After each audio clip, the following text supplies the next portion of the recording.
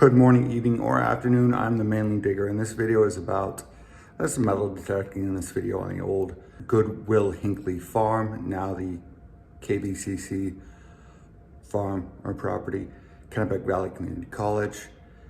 It's an amazing place. It really, I had a good time. I found some stuff, and just had a good time in general. The first part of this video, though, is about an old cemetery in Waterville that has pretty much been forgotten. I wouldn't say forgotten. It's still taken care of, but no one really knows about it. And it's just cool because it's like a first generation cemetery of French Canadian immigrants who immigrated from Canada and kind of built Waterville, made Waterville what it is today, or at least a stepping stone in what Waterville is today, and Maine in general. So it's just kind of an interesting place to look at, and it was an interesting place to research, because you can see the struggle that they had just by the mortality rate. And hard work, close conditions, just dirty jobs. And also the infant mortality rate, which it was just sad to see, because it's like you always hear about in school or whatever, and then to see it in person, it's right there. It just brings a different perspective to it. Mainly the gap.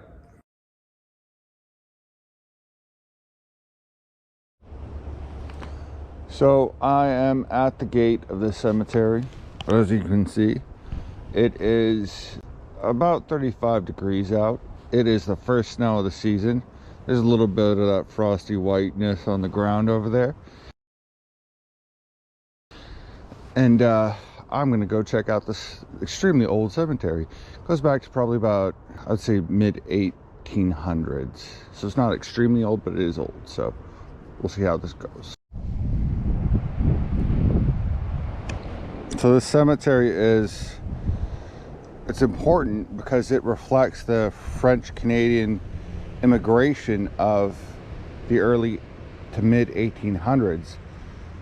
All these graves are pretty much of French Canadians who came down, or first generation Americans who were born from French Canadian descent. And French Canadian is obviously French, Native American, and a whole bunch of whatever European countries came to Canada before the 1800s. So when you say French Canadian, it's a true mix of different cultures coming together, and then they came to Maine. So it's an interesting spot in time, interesting memorial for that group of immigrants that came down.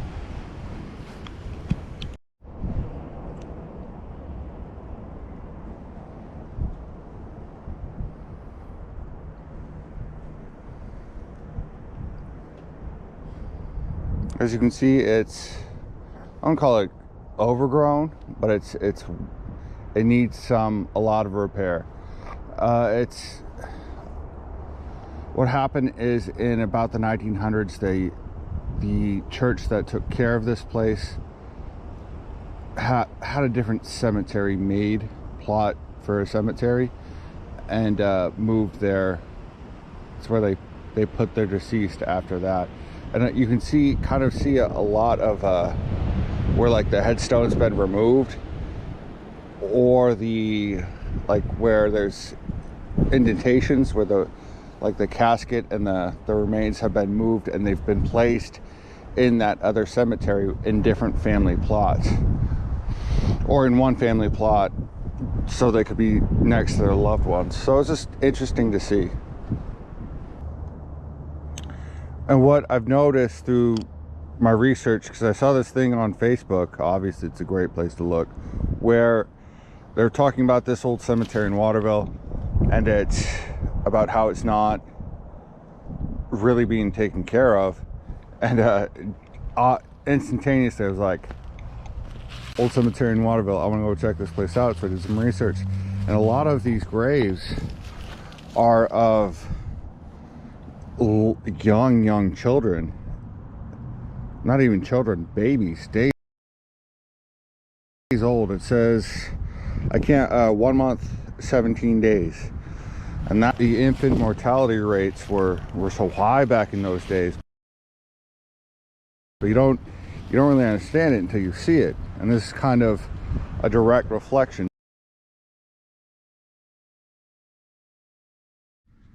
So this is not the first hole of the day. The first hole was a tin can, and it's cold, so I didn't feel like bringing out the camera.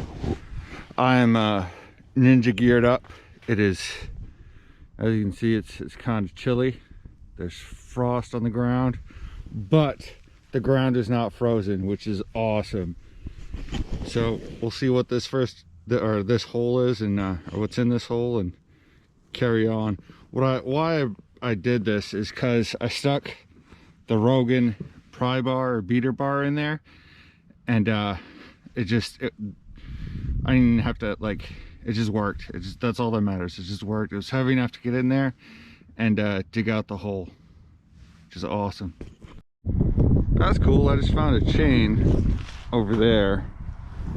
It was kind of a dig. It was only like 2 inches. It said it was only like 2 to 4 inches, but like, that's a solid 2 to 4 inches. Look at that bad boy. It's a pretty sure it's a tool.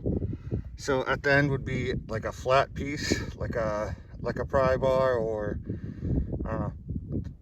Who knows? I'll look for the piece and see if it's there. Probably not.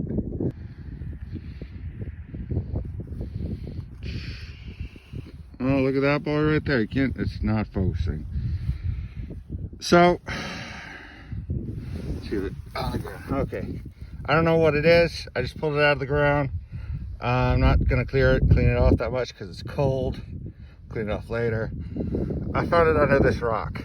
So it's kind of interesting to me. Yes, sir, I found my own axe head. This is the first one that I found this year. That is awesome. And it's really in really good condition. I don't know how old it is, but that is in decent condition. Hell yeah. I'm kind of bummed. I blew my last axe head or axe pun last video, on my last video, on the video I didn't, where the axe heads I didn't actually find. So I gotta think of something new. So what I'm actually doing, besides telling a bad joke, is giving you an idea where I am. I'm at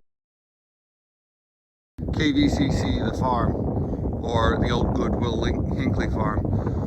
But this is the area where Madison, Maine, I think one weekend when he came out with me, he found the back of a silver, or the back of a watch that was silver. And then the next weekend or the weekend after that, whatever, he found he found a watch outside of the watch, pocket watch. And it was just a cool find. Right around this area, I don't know if you found it in the same area, might have been getting two different stories mixed up, but he did find the silver backing to a watch, pocket watch. This was a house, and a barn right here, and the house was right here. And it's in the 90s, they tore it down when KVCC bought the property from the state. So all of this is whatever, it's where they drop stuff. The other house that I was at the last video where the axe heads were is down that way, and the other house site is down that way. So this place is KVCC, gold mine for detecting. Found a hinge. So that's where I found the axe head. So when I pulled this out like this, I was like, mini axe head, and I was like, and obviously not, it's a hinge, but I got really excited. What I found here is a circle. I don't know what it is. I almost leaned it up against that electric fence, which I don't think is turned on, but I don't really want to find out. Yeah, so I found a circle. No idea what that is. Piece of metal, clearly. Kind of another gorgeous spot. This guy.